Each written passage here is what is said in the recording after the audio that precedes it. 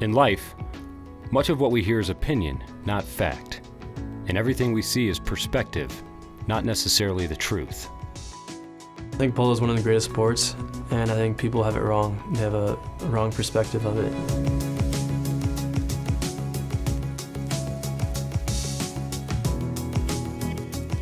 It's amazing to watch, it's amazing to be a part of, but it's not always glamorous, pretty lights, and just, the whole show that you see. It's a real hustle and a real sacrifice to try and play polo. Surrounding the sport of polo, there is a commonly held misconception that the pro's lifestyle is carefree, easy, and filled with wealth. However, for the athletes who dedicate themselves to the sport, their narrative is often one of struggle and perseverance in pursuit of a dream. I would invite anyone just to spend a day and realize that it's not what they think.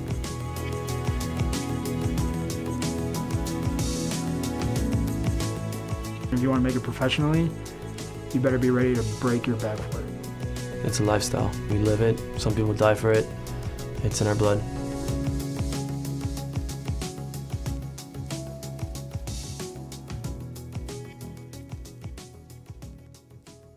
Without sacrifice, there is no great accomplishment, personally. That's how I would sum it up. Struggles are just moments.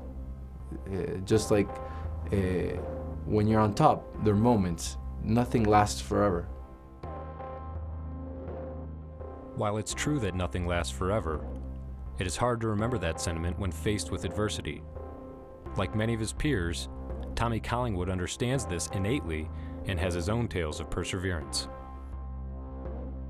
Florida season, I had a deal with the sponsor to play 2.5 months.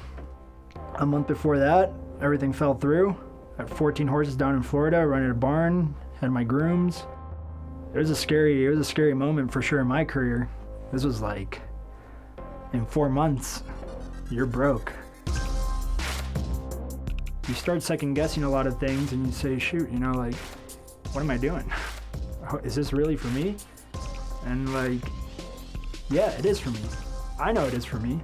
And instead of, hiding in the corner and in a way saying I give up, I took it more like, well, obviously I have to work harder.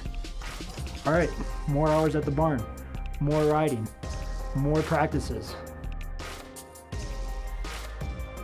I think you make your own chance. You don't just get lucky.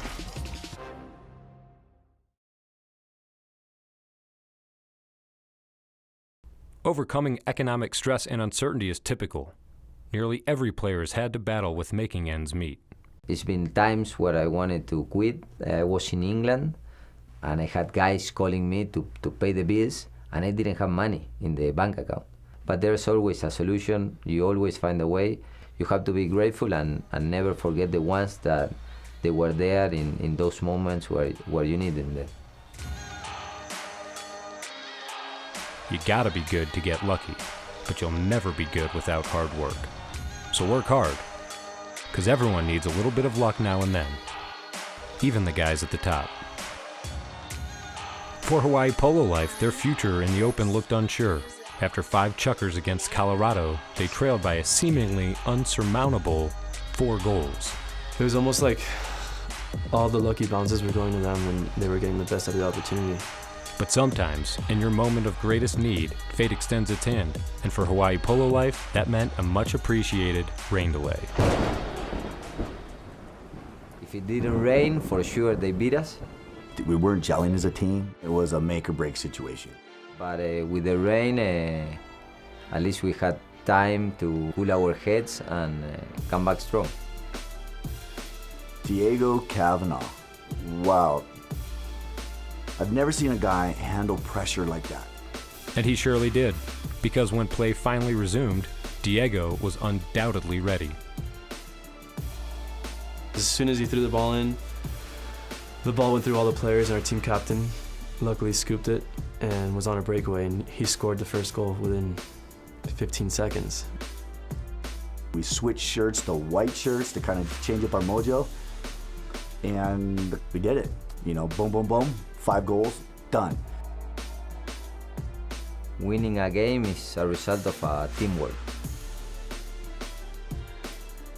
That will go down for me personally as the greatest game I've ever played in all my years of polo.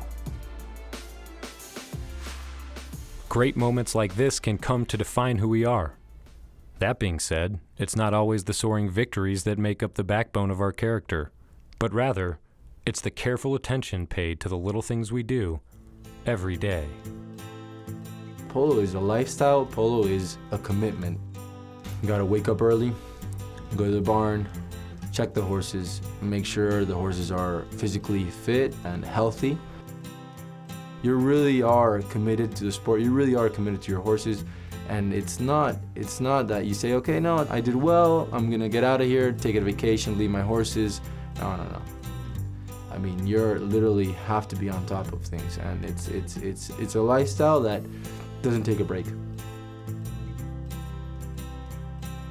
It's something I love to do. I really enjoy every minute I'm on a horse, every time I get a practice, every time I get a good game. It's such an accomplishment to come out of one game and really think I'm doing good, I'm seeing results, but I still have a chance to improve. It's a passion to the sport. One of the things that I see of amazing players is that when they had their chances, they made them count. When they had their opportunities, they made them count. Opportunity and consistency. For all the young players who are striving to be the best they can be in the sport, day in and day out, there's no better example than the world's #1, Adolfo Cambiaso. For 3 decades, Cambiaso's powerful work ethic has consistently maintained him at the top of the world rankings. To be honest with you, I was 10 goals when I was 16 years old, I think, and it was so quick that I never noticed that I was 10 goals. Then I realized that the difficult part wasn't not to get there, was to maintain myself. And the good thing is I love what I do. It's part of my job. I love what I do, and so it doesn't take a big effort from me to do it. So when you love what you do, everything comes together. And for the Cambiasos, passion for the sport seems to be a hereditary trait. To secure their spot in the Colorado Open final, the dynamic father-son duo came out firing. And 13-year-old Peroto showed us just what all the hype was about.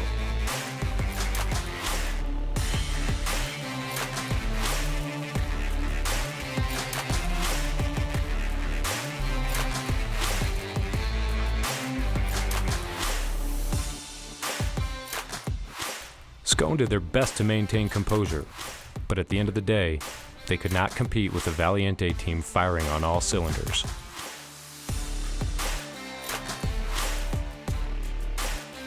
Es muy divertido jugar con mi papá, que hace unos pases tremendos.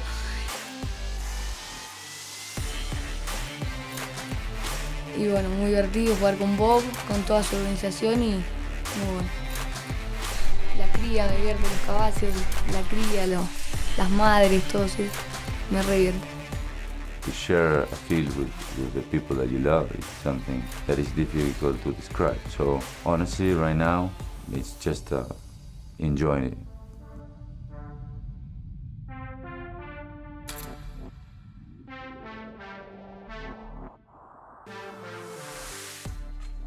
After defeating Scone 9-4 and securing their ticket to the finals, it was time to find out who Valiente's opponents would be.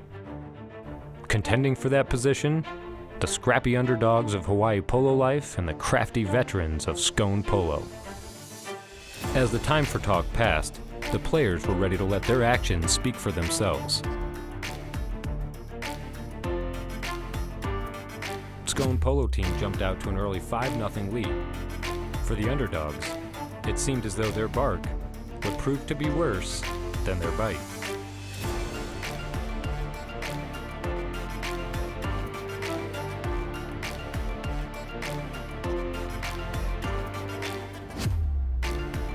After the first half, Hawaii Polo Life find themselves in a familiar position, trailing by 5 goals.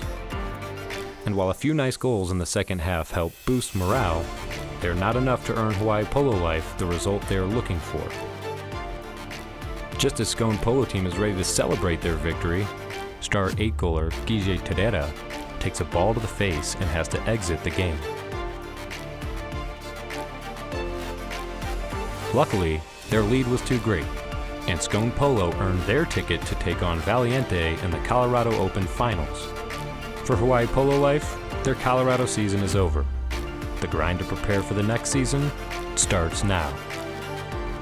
Follow us next week as we share the results of the finals and give you a backstage look at the excitement of Polo Fest.